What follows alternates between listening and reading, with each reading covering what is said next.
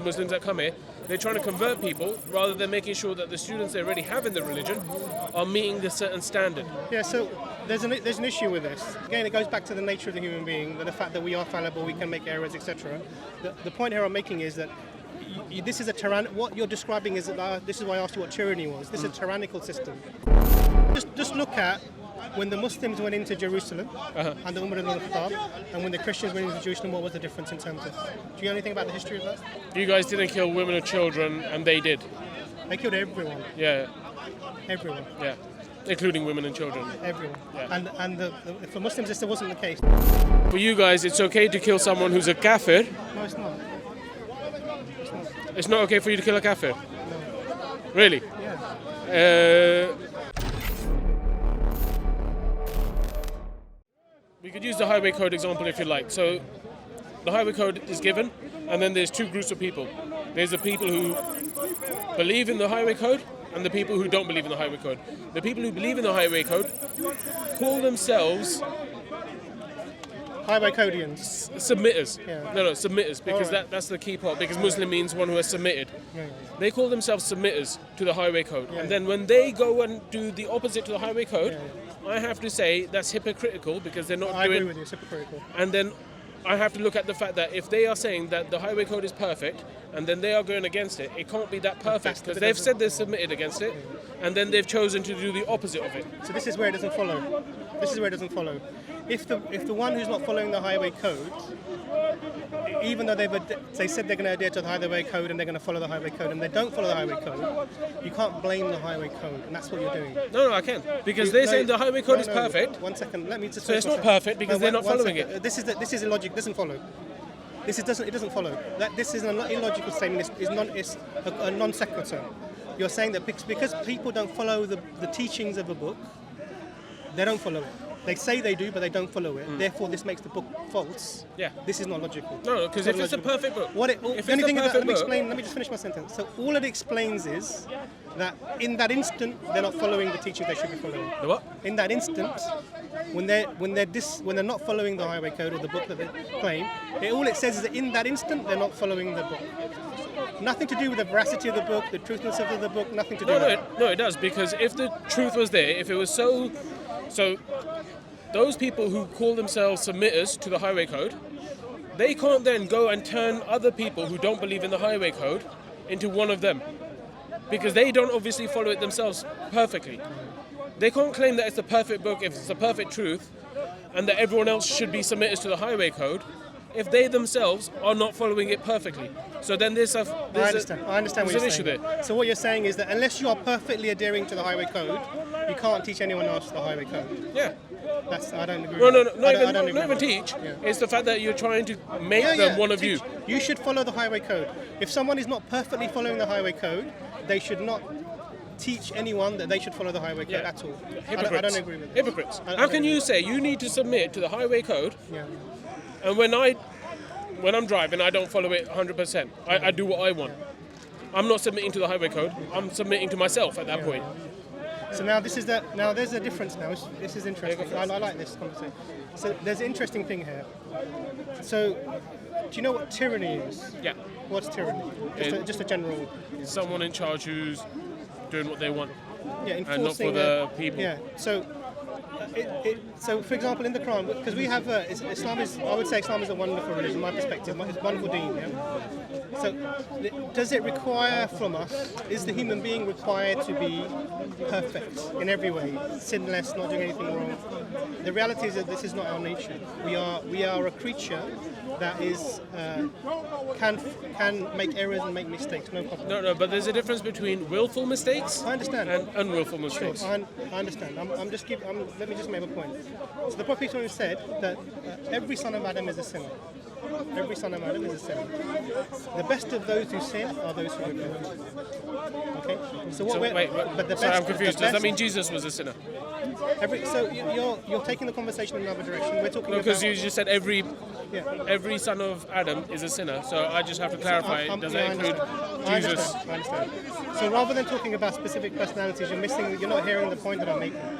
You're just saying that not everyone's perfect. I get that. I get that. That's easy enough. No, but that doesn't I'm mean. not saying that. Oh, what are you I'm saying? not everyone's perfect. I'm saying that. No, I know you said you're saying everyone's perfect. I'm saying everyone sins. Yeah, everyone's saying. No one's perfect. No one's perfect. Yeah, that's I get that. So what's required from ourselves? So do you know our story of the Adam and Eve? Do you know the Muslim story? Yeah. What is the story about? Just what happens in the Garden of Eden, for example? Well, Eve's not there. Eve doesn't play a part till much later on. Adam is there, and God asks all his angels to bow to Adam, and one of them doesn't, which is Iblis, aka the devil. And when he doesn't, God then punishes him, and then after that, it gets muddy because I don't understand how he ends up in. You've got the story wrong. Oh, okay, please tell me the correct story. I'm just going by what a Muslim told me. Yeah, so this is what you need to stop doing. You need to actually go to the sources directly. That's what I'd recommend. No. If the book is so perfect and you guys put it on such a high regard, then the people I'm speaking to, who call themselves Muslims, self-profess to be Muslims, they should have that high standard themselves and understand that when they are speaking about it, they need to make sure it's 100%. We're going in a bit of a circle. Because it's back to my main point, which is fake Muslims. So this is the whole point. The fact that someone doesn't adhere to the teachings they should be following, it's not a reflection upon the teachings themselves. It's a reflection on the person that is not following the teachings. Any ideology, any religion, doesn't matter. No. So I'll give you an example. If someone is following your righteous path, the one that you claim, love, mercy, whatever, I don't disagree with the tenets of it, but they did the opposite. Does that reflect? Does that mean that your path now is false? Yes. Yeah, because I can't claim it's a perfect truth and that everyone needs to follow it. So the example I typically give is university. If a university claimed it's the perfect university, that it's the one with the best scorers, with the best teachers, with the best everything, and then when the students leave, failing all their tests, the teachers are like, oh no, the school's perfect, it's just the students' fault. Now you got to understand, why are these schools accepting these bad students? Why haven't they tested them to make sure that they qualify for the school before making them a part of the school? So demand with all due respect, this doesn't make sense what you're saying. Why not? Because again, it goes back to that same point that you're taking away the aspect of the individual human being as a being that can make moral decisions. No. And one second, let me just finish my sentence. Yeah, go for it. So the individual human being is a human being that can make moral decisions. They can make the correct decision and they can make the false decision. Colin, nice to see you. How are you doing? Nice to see you. Okay, nice to see you. So this is one of the problems that we have, in that you can't transfer the errors of an individual back to any system, whatever system. I'm not talking about any specific one that they may claim to adhere to. You can't do that. All you can say is that you're not doing what you said you believe. That person then is either a hypocrite or they're a sinner or however you want to put that. And then the question is, what happens to that individual? No. The first question should be, why is this school accepting subpar students who aren't 100% sure about what they need to know, what they need to do in their life, and claiming that they're part of the school? That should be question number one. This is why I have the issue with you guys doing, not you personally, but when I see Muslims here doing dawah, because I came here 5 times, 5 weeks, and every time I was here, every conversation I had with a Muslim was literally them trying to convert me. Every single time. I'm not interested. No, but the point is this, that they're too busy trying to convert people, they're making sure that the students already in the school are up to a certain level. This is the issue. That I don't have a problem with you guys being Muslim. I don't have an issue with people being Muslim. It's the fact that when you guys come here, not you again personally, but the Muslims that come here, they're trying to convert people rather than making sure that the students they already have in the religion are meeting a certain standard. Yeah, so there's an issue with this. So this is again, it goes back to the nature of the human being, the fact that we are fallible, we can make errors, etc. The point here I'm making is that this is what you're describing is this is why I asked you what tyranny was. This is a tyrannical system. If you require perfect, it's not tyrannical because I'll explain. Anyone can opt in or opt out. I'm going to explain why. Yeah? If you require people to be completely sinless, perfect, adhering to every single rule before they can tell you that this is the truth or it's just from God, then this is a tyrannical way of being. Why? Because I've explained to you the nature of the human being is, and if you look around the world, you'll see this. We are fallible creatures. We make errors, we sin. No, this is an issue I don't like. People love to say we're fallible. Yeah. which means that they're aiming here. They're aiming at the same as everyone else. That's not the aim. You have to aim for perfection. We'll never hit perfection, but you need to aim for perfection. So if you fall just short of perfection, you're better there than just aiming here and falling there. I agree with you. So I'm not saying that you aim for fallibility. No, but you're making an excuse. When you say that humans are fallible, it's not an excuse. I'm saying that if they have willingly chosen to submit, which is what Islam means, to submit, if they've willingly chosen to submit, then they should be held to a higher standard than the general public and saying everyone is fallible. That I agree with. I agree with that. So it's not tyrannical then? No. Because they've opted into it. No, 1 second. Because you've changed. This is the thing I said tyrannical about was you said it's tyrannical to require perfection before you can preach. That's tyrannical. What you're saying is that if someone who is claiming to adhere to a religion falls short, they should be held to a higher standard. I agree with that. They are two separate things. I don't want you to confuse them. Sorry, say the first thing again. I'm a bit slow. So I don't think you're slow at all, but if you require people to be perfect before they can preach whatever they're preaching, that's tyrannical. No, that's I'll explain. Let me just finish the sentence because that's the bit you didn't hear. Because human beings, our nature is that we're not perfect. We're going to fall short. Now, the second thing. Sorry. Just on that, you'd expect someone to be an expert in something that they're going to teach. If they are someone who's still learning themselves, you wouldn't expect them to then go ahead and teach other people because they probably still don't have a full grasp on the subject. So you expect someone to be a certain level of expert. Expert doesn't mean perfect. Expert means that they're not learning like a student is learning. They've got into knowledgeable. They've got into a point. Thank you. They've got into a point where they're now able to teach what they have learned and teach the lessons. So it's not being perfect. It's about being the expert level. So this is again maybe a disconnect with our position. Anis.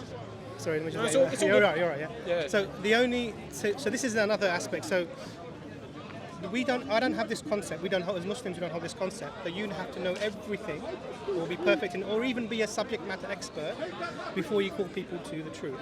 And this is what I mean by this. So if I've recognised same fundamental things, that God is one, God requires you to adhere to the message from His messengers, and the messengers is what the message, very basic level of information. Then and I've recognised that as the truth. Then I should be the authenticity within me requires that I tell people about this, because if I believe this is a way to achieve salvation, then I don't just want that for myself. I want it for you as well, because of love of humanity. I'm not going to be, this is for me. I'm not going to let anyone else know, because that would make me hypocritical or insincere. It's interesting that the Prophet said that convey from me even one verse. Sorry, what? Convey from me even one verse. Okay. So we have this concept that if you whatever you know of the truth, you should convey it. And our struggle as an individual human being, and what is our struggle? Our struggle is to adhere to submit to what we know to be the truth. And it is a struggle. This is why every day in our salah, 5 times a day is a minimum, 17 times if you count, we pray in our salah, guide us to the straight path. Why, if we're already there, we already believe, we're already Muslims, we're already submitted, why are we still asking for guidance? Why are we still, because I'm explaining to you, because so I think our disconnect is between the fundamental nature of the human being and how we verify the path that we should be on, how we establish that. So we don't regard the human being as being a perfect being. We regard the human being as someone who struggles on a daily basis to submit to their creator. The more you do it, the better it is. And when you fall short, there is a mechanism to rectify that.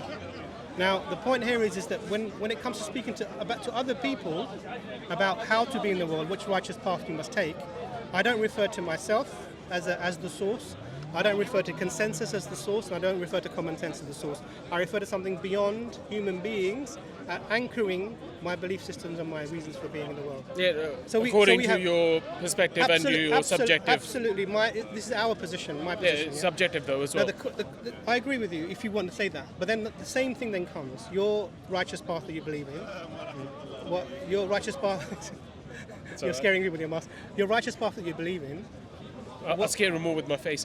No, you're a handsome young man. So why would I be required to consider what you say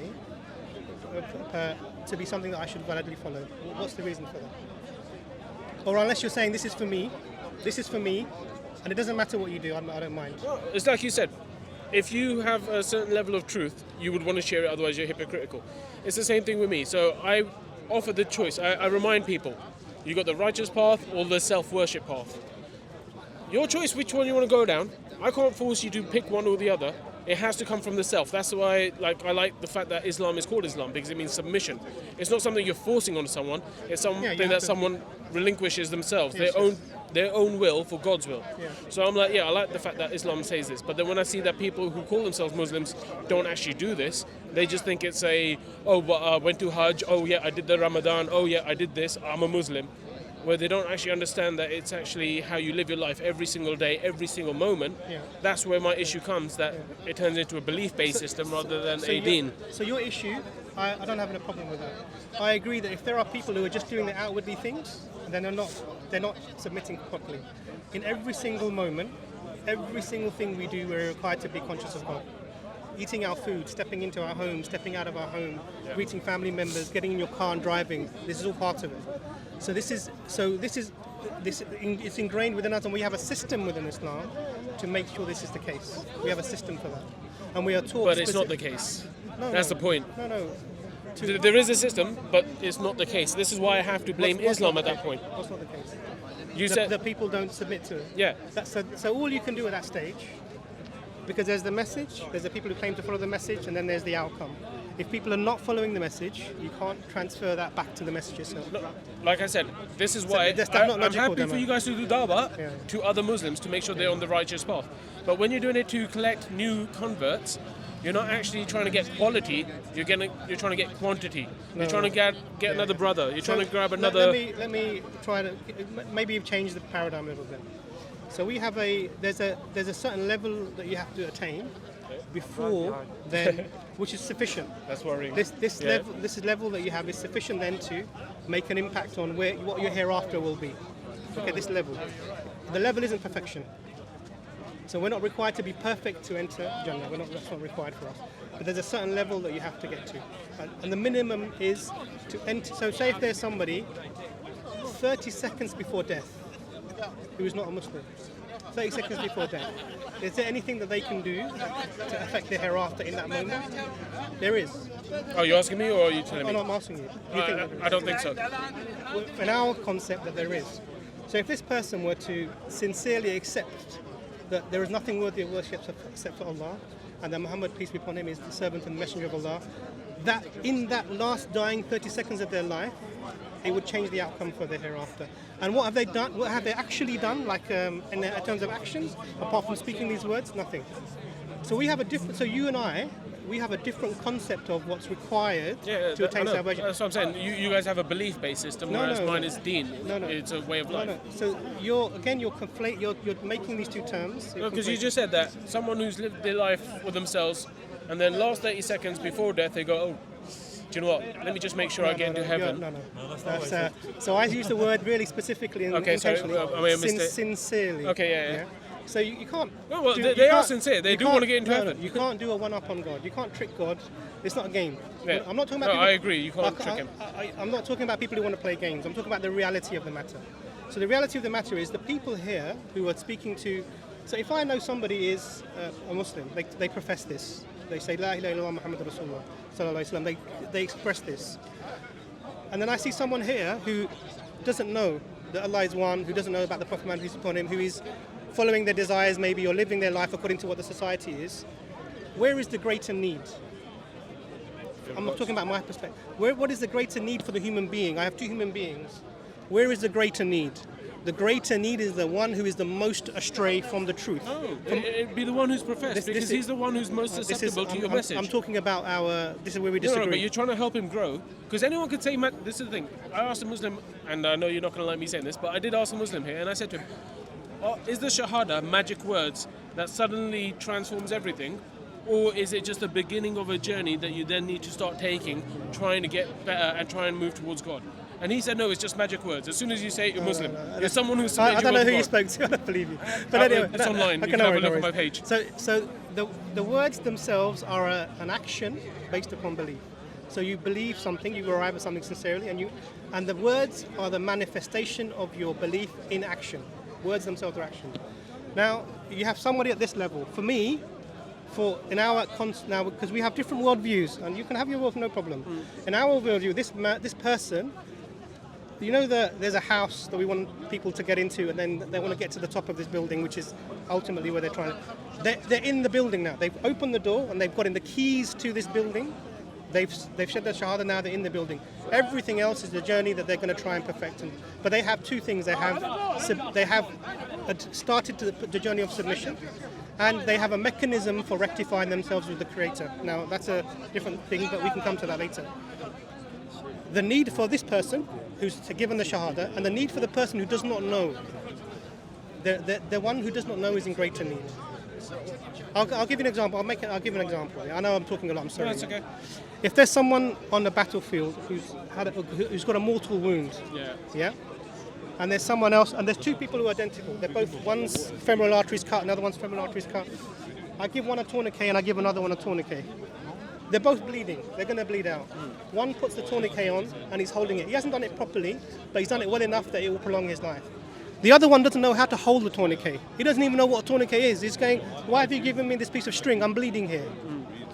The one who is in greater need is the one who does not know. See, the thing is, the example you're given is that one is knows what he's doing, the other one has no idea. The fact is this: I see the Dawah team trying to convert Christians. So it's not the fact that they're not going to be saved, it's the fact that they're not going to be saved the way you think they're going to be saved. So in your example, having two soldiers who are mortally wounded, you give them both a tourniquet. One of them puts it on one way, one of them puts it on another way because he's been taught differently. And you think that because he's not put it on the way you put it on, he's going to die and that he needs to put it on the way you put it on. That's the issue here. That's why I say that it's not just about converting new people because you think that they're going to go to hell. The fact that Islam, within your book, it says that nothing will be accepted except Islam. And people love to say that that means that you have to be Muslim, otherwise you're going to hell.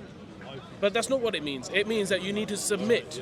It doesn't mean you need to be a Muslim. It says you need to be, nothing will be accepted except Islam. Nothing will be accepted except submission. Submission to God. So if there's a Christian there who submits his will to God, who doesn't live for his own benefit, who lives for God's benefit, who tries to be a good person, you guys will still say that he is going to be doomed unless he converts. Why is that the case? Huh?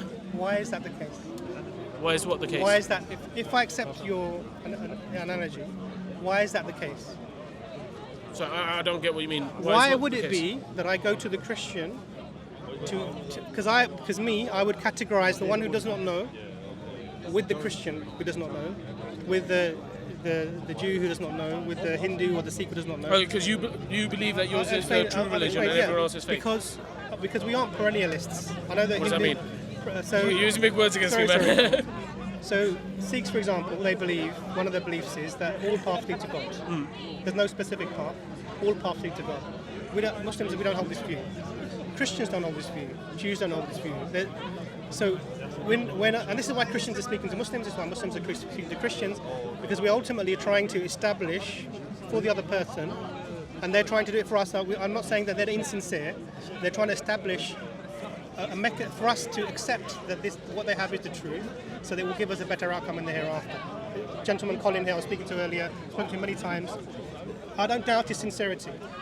The conversations we have are not about sincerity. They're about how do we establish which is the correct path.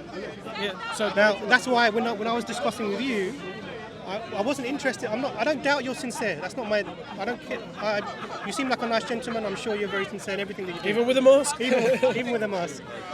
The question comes down to how do we establish what you're saying is something that should be adhered to, or vice versa? Okay, so would you agree that someone who's spent their entire life as a monk and submits their will to God and lives a righteous life, is that someone who will go to heaven or hell? So what do you mean by righteous life? For other people, not for themselves, not for their own selfish desires, not for their own flesh, but for the fact that they're trying to help society and everyone around them grow. All right. So I'll be as honest as I can with you, okay? I'm going to try and, because this is quite a nuanced question. So it depends on the circumstances of that individual. I'll tell you what I mean. We believe in something called the fitra. You know what the fitra is? You've heard of this? No. It means natural predisposition. Okay. So we believe that the soul has had an experience pre-embodiment where they have witnessed Allah and they've testified to Allah that He is our Lord. Okay. And the remnants of this are within us, and they're like a compass that points us in the right direction.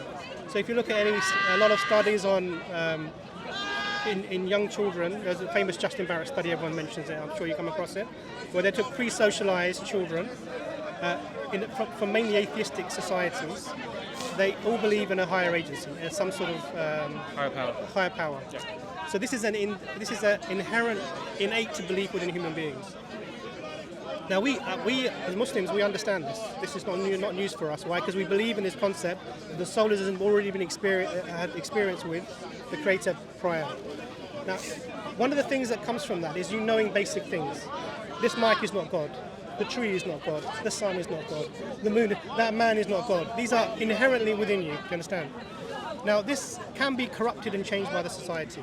The society can change this, manipulate it, cloud it, and so people start to, maybe if they're told over and over again that this man is God, that they may come to those beliefs. Now, if the person themselves has not had any access to the message by someone coming to them to tell them sorry, brother, you're in the camera. Sorry. If the person Hannes, just make sure the man's camera... No, it should be fine. Yeah, cheers, thank you. So if the person has not had access to the truth, then they are judged by Allah according to how He will judge them.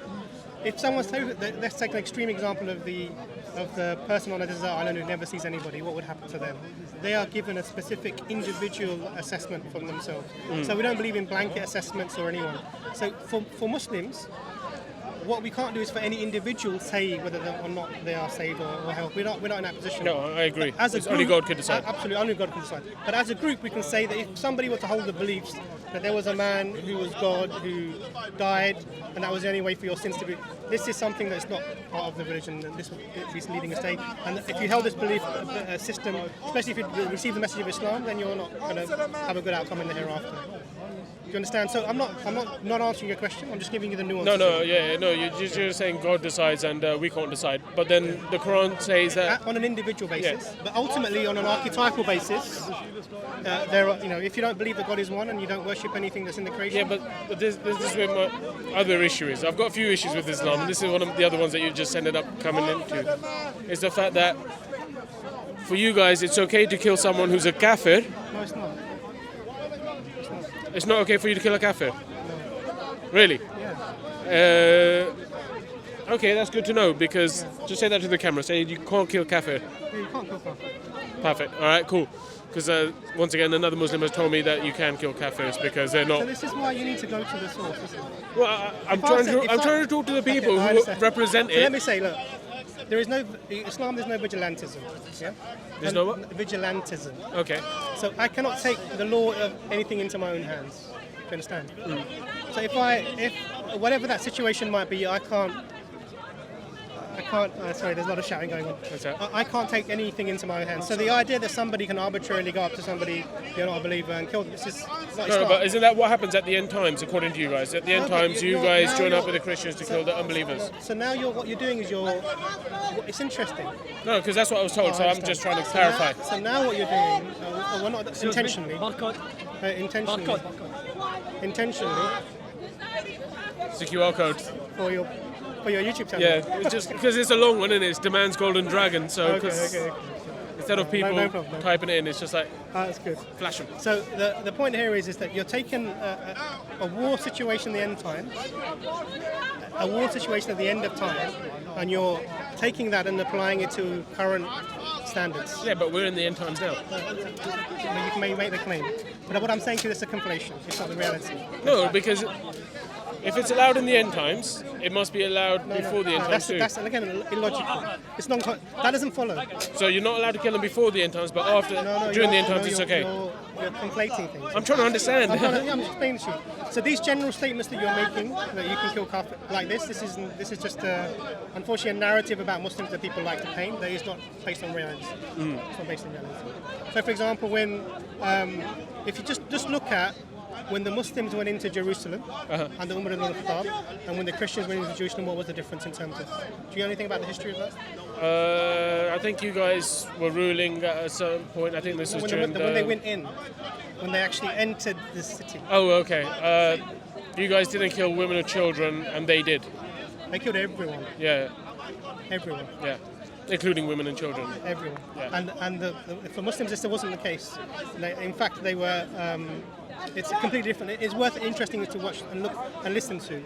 Even when the Muslims eventually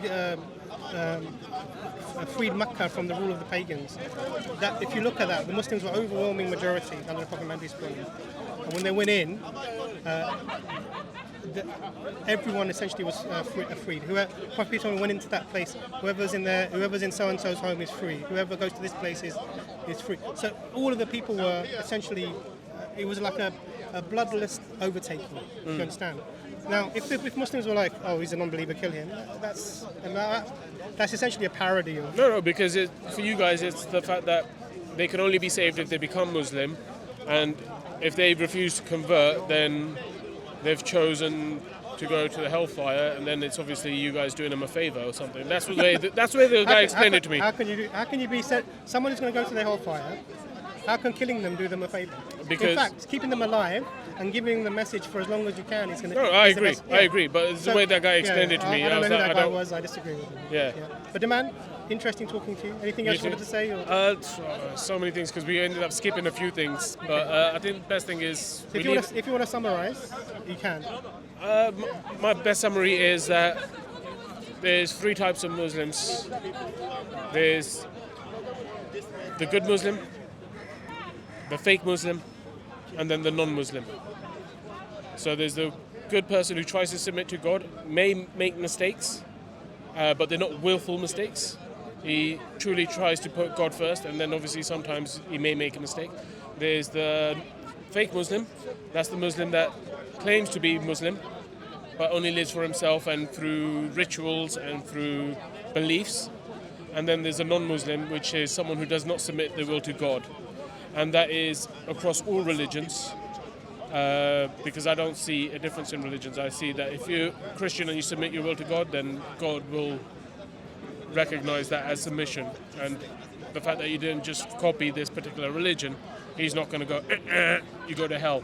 He's going to give you a chance. I appreciate that. So, from my perspective, if you're going to make the claim that there is a way to be in the world that will benefit you, benefit the society, and benefit your hereafter, you have to bring evidence for that claim. And it's got to be grounded in something that's not common sense, that's not democracy, that's not personal subjective experience. You've got to ground it in something that's outside of human beings. And then you have to have some sort of evidence for that. We're just summarizing. Yeah, I know. And for Muslims, the concept is that God is one.